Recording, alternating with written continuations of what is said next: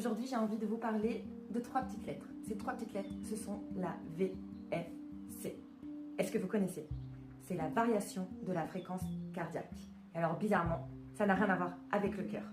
La variation de la fréquence cardiaque correspond plutôt à l'état de santé de votre système nerveux. La VFC, c'est bel et bien une sorte d'état de santé de votre système nerveux. Je ne sais pas si vous le savez, mais le système nerveux est composé de 2 choses, le parasympathique et le sympathique. Le sympathique, en vrai, n'est pas vraiment sympathique, c'est le côté de vous qui va envoyer l'hormone du stress. Si au moment de traverser, vous voyez une voiture arriver ou s'il y a un orage, un éclair, ça vous fait flipper, ça c'est le système sympathique, c'est votre système d'alerte.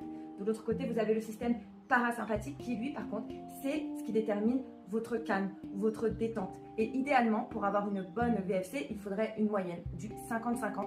Une bonne moyenne de 50 voudrait dire que vous êtes autant en alerte qu'en détente. Idéalement, si vous avez un peu plus de parasympathique pour le coup, c'est là qu'on pourra dire que vous êtes bien, que vous récupérez plus vite, que vous êtes plus dans la détente, que vous dormez bien, que vous êtes apaisé. Mais voilà, en faisant plein d'analyses depuis plusieurs semaines sur mon propre cas, ça fait 1 an que je cherche vraiment à avoir un alignement. Je me suis penchée de plus en plus sur la VFC. Alors on nous dit que plus la VFC est haute, mieux, plus on est détendu, plus elle est basse et moins on est détendu et on est plus dans le stress. Ça, c'est vrai. Maintenant, elle n'est jamais la même au quotidien. Il y a des jours où elle sera plus haute, des jours où elle sera plus basse.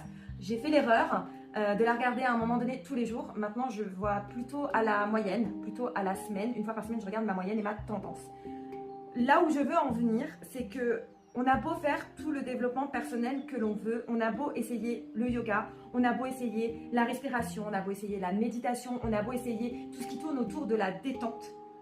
Détrompez-vous. Ce n'est pas uniquement ça qui viendra faire que vous allez avoir un bon système nerveux. Ce n'est pas uniquement ça qui va faire que votre système nerveux va bien se réguler. Bien au contraire, je m'en rends compte pour mes problèmes perso. Je vous explique pourquoi.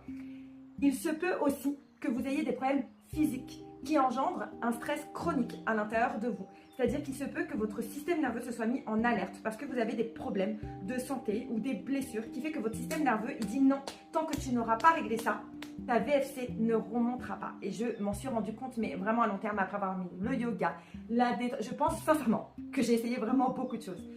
Je me rends compte de plus en plus que quand votre corps physiquement va mal à l'intérieur, votre système nerveux ne lâchera pas. Je vous encourage donc à ne pas travailler uniquement sur votre système nerveux, votre développement personnel et la détente. Si vraiment vous n'arrivez pas à sortir de ce cercle vicieux, ça ne veut pas dire que vous n'allez pas bien psychologiquement. Ça peut être aussi physiquement.